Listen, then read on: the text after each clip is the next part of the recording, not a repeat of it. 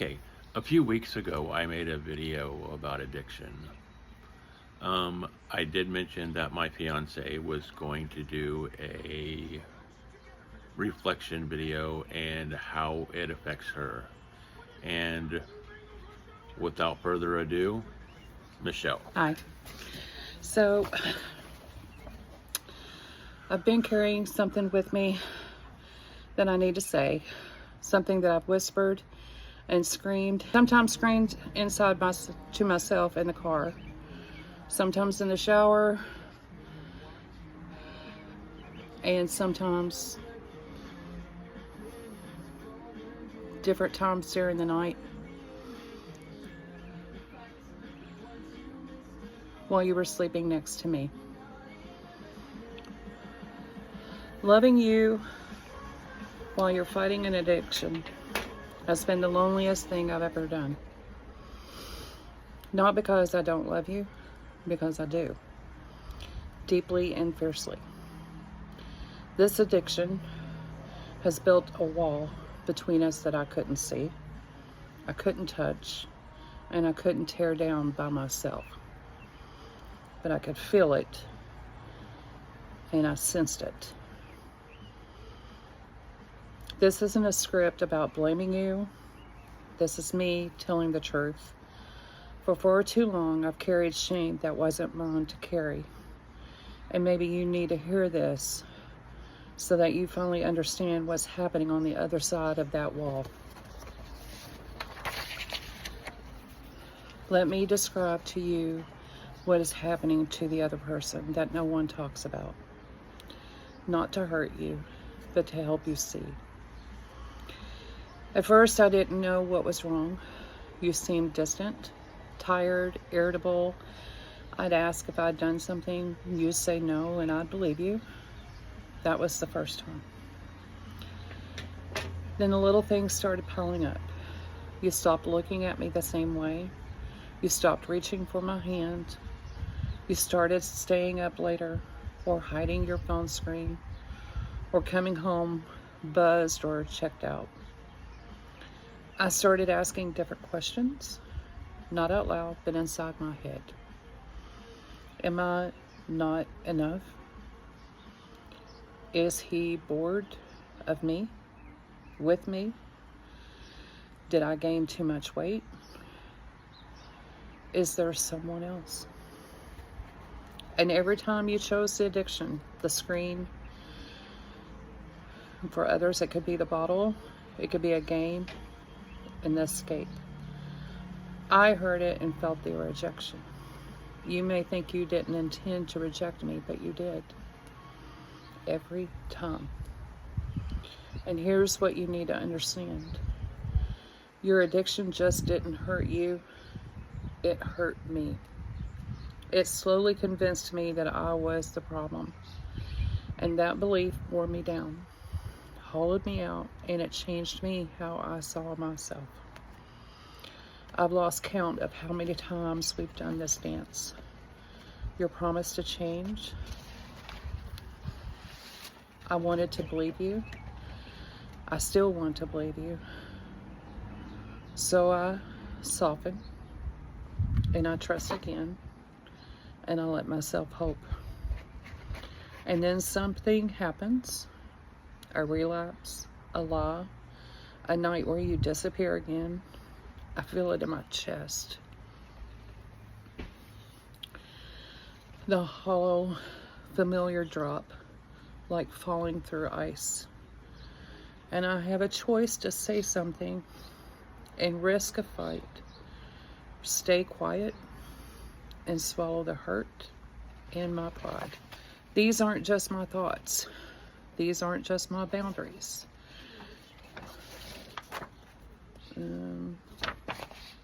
It's one page.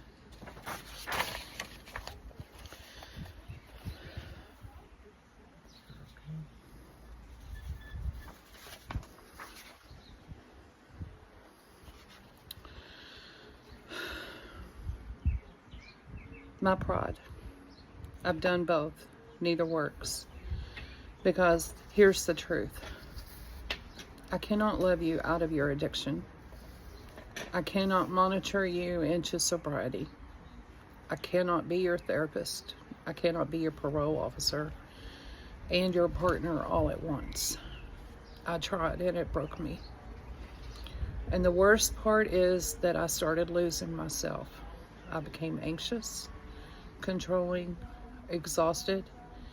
I stopped taking care of myself because I was too busy taking care of you. I need you to hear this with love. Your addiction is not my fault, and it is not my job to fix you. I am not here to give you an ultimatum. I am not here to tell you what I need, because I still love you, and I believe in you, and I believe that you can fight through this. 1, I need honesty before I find out on my own. If you relapse, tell me. Not because I won't be hurt, because I will. But finding out by accident is 1,000 times worse, and honesty is the only way trust gets rebuilt. 2, I need you to be real in real recovery, not just white knuckling it. If you relapse, tell me. Not because I won't be hurt, because I will. But I need you to get a therapist, join a group, get a sponsor. I cannot be your only support. That is not fair to either of us. 3, I need you to stop asking me to manage your triggers. I will not hide your phone. I will not check your browser history or police your time. That makes me your warden, not your partner. And that's not love. That's a prison for both of us. I need you to still show up for us. Even while you're fighting, I need dates, hugs, laughs, eye contact. The addiction cannot be the main character of our story. We have to keep living. 5, I need you to let me have my own feelings without defending. When I say I'm hurt, don't say I'm trying or you don't understand. Just say, I hear you, I'm sorry, I'm still fighting. And with that being said, I need you to understand something very clearly. This is not just about me. These aren't just my thoughts. They aren't just my boundaries. They aren't my pain. This is the voice of someone who has loved deeply while slowly learning what it feels like to lose themselves in the process. And more than that, this is the voice of so many others who are living in this same cycle, loving someone who is fighting while trying to stay whole themselves. When I say these things, I'm not speaking from anger. I'm not speaking from control. I'm speaking from truth. Love is not meant to feel like survival. Support is not to feel like a sacrifice of self. And commitment is not meant to come at a cost of dignity, peace, or emotional anxiety. We are allowed to love someone and still ask for honesty. We are allowed to stand beside someone and still require effort. We are allowed to stay and refuse to disappear. So this is my voice, but it is also our voice. And if these words are familiar, let them remind you, you're not alone. Your needs are valid, and you are allowed to choose love without abandoning yourself. I've learned that I cannot save you, but I can save me. I am getting my own support, a therapist, a support group of partners, of addicts. And yes, those exist. A friend that I can be honest with. I'm setting boundaries not to punish you, but to protect my own heart and my own space. If you lie, I will sleep in the other room. If you relapse and hide it, I will take space for a week. If you refuse to get help, I will eventually choose my own sanity over this relationship. That's not a threat. That is self-respect. And here's the surprising thing. The more I take care of myself, the less I resent you. Because I stop waiting for you to make me feel okay. And that makes me free to actually love you, not as a project, but as a person.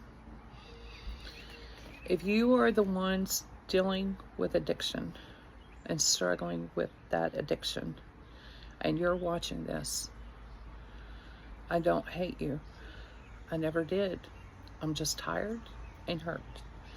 The thought to lose you to either the addiction itself or the slow death to us.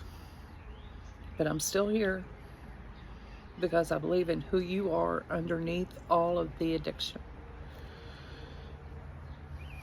So here's what I need you to do. Get the help. Stop hiding. Tell me the truth. And keep showing up even on the days that you fail. I will not fix you, but I will stand next to you while you fix yourself. As long as you are actually, really, truly fighting. One more thing. If you're a partner watching this, male or female or however you identify, you are not crazy. You are not too sensitive, and your pain is real.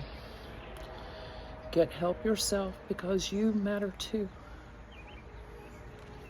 You are not responsible for their addiction, but you are responsible for your own healing. Take care. Do the work. Because there will be a reward for yourself and for your partner. You just have to go through it to get through it to the other side. Remember, one day stronger, one day at a time.